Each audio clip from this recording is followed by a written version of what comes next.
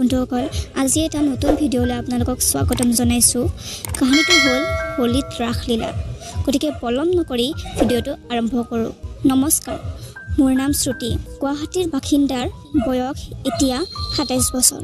একেবাৰে বগা বৰণীয়া নহ'লেও মাগু বৰণীয়াই হ'ম। সৰুৰ পৰাই খেলৰ লগতে পিছলৈ নিয়মীয়াভাৱে জিম যোৱা স্বভাৱ এটি থকা বাবে শৰীৰ আকৰ্ষণীয়। মোৰ বাকীবোৰ কথা লাহে লাহে বুজিব।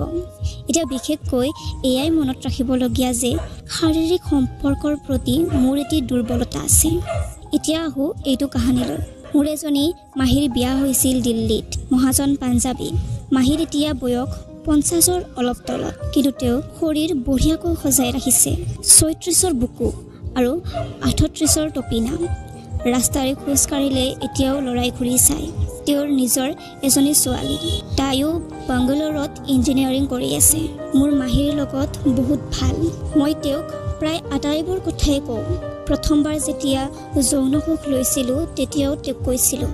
তাৰপিছত কেতিয়া বয়ফ্ৰেণ্ড সলনি হ'ল, কোনটোত অকল কিছ কৰিলে, কোনটোত টিপিলে আৰু কোনটোত পূৰা নাঙত কৰি চৌদনৰ মজা দিলে, আটাইবোৰ তেওঁ জানে।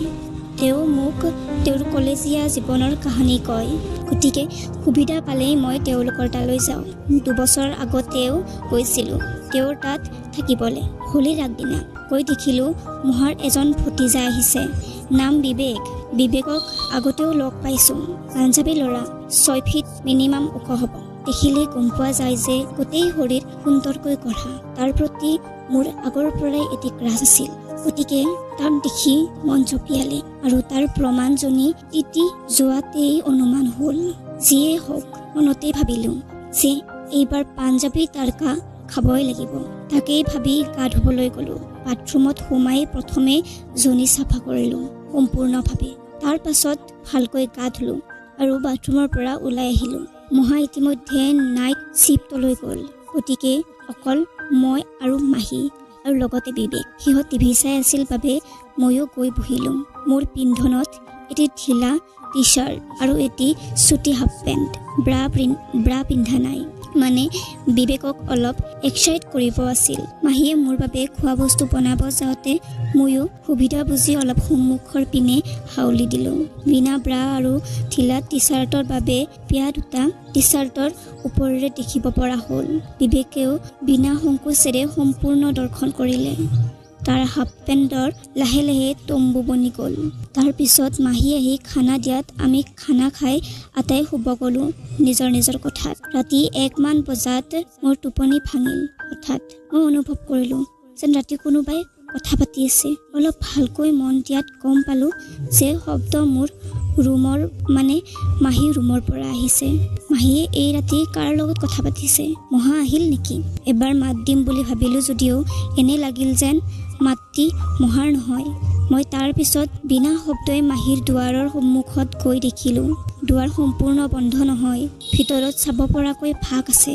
ময়ো বিনা শব্দই ভিতৰত চাই দেখিলোঁ যেন বিচনাত মাহী বহি আছে। পিন্ধনত ব্লাউজ আৰু পেটিকোট, শাৰী নাই আৰু মাহীৰ সন্মুখত বিবেক। ১ ছেকেণ্ডৰ বাবে মই চক খাই উঠিলোঁ। মানে মাহীয়ে বিবেকৰ লগত এয়া কি কৰিছে? তাৰ পিছত বিবেক লাহে লাহেকৈ মাহীক চুমা খাবলৈ ধৰিলে।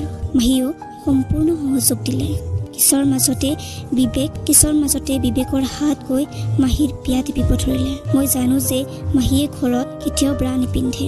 সেয়া যেন বিবেকেও জানিছিল। এয়ে ব্লাউজৰ ওপৰেৰেই মাহীৰ সপিনৰ পিয়াৰ নিপলটো মোহাৰি দিলে। কিছৰ মাজতে মাহীৰ ওলাই গ'ল।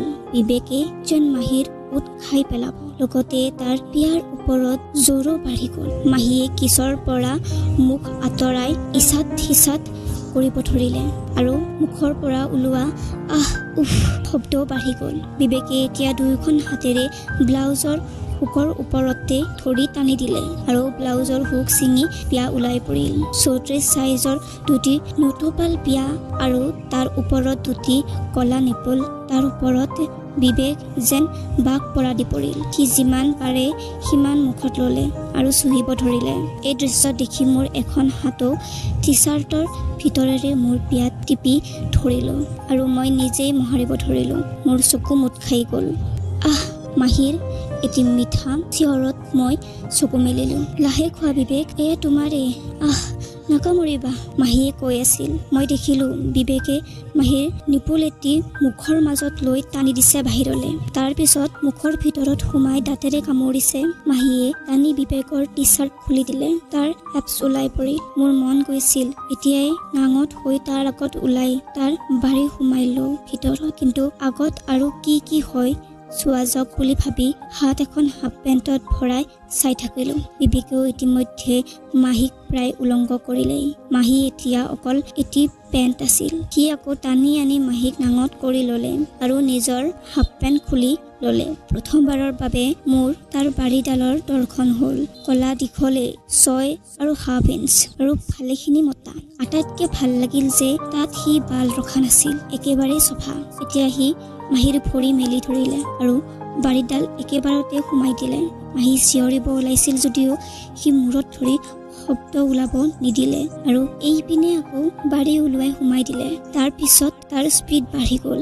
এতিয়া মাহীৰ মুখৰ পৰা শব্দ ওলাব ধৰিলে, ওহ বিবেক, ওহ মা, ইমান ভাল লাগিছে। বিবেকে প্ৰায় আধা ঘণ্টা মাহীক চুটিলে, কিন্তু এটাই পজিশ্যনত আৰু শেষত মাহীৰ ইয়াতে মালপানী উলিয়ালে। মাহী বহুত সন্তুষ্ট লাগিল, যদিও বিবেক যেন সন্তুষ্ট নাছিল। চাগে তাক মাহীতকৈ কম বয়সীয়া ছোৱালী লাগে যেন। কথাটি ভাবিয়ে মন ভাল লাগিল। কিন্তু মই দৌৰাদৌৰিকৈ ৰুমলৈ আহি বিচনাত পৰিলোঁ আৰু শুব চেষ্টা দিলোঁ, কাৰণ কালি পুৱাই উঠি হোলী খেলিব লাগিব।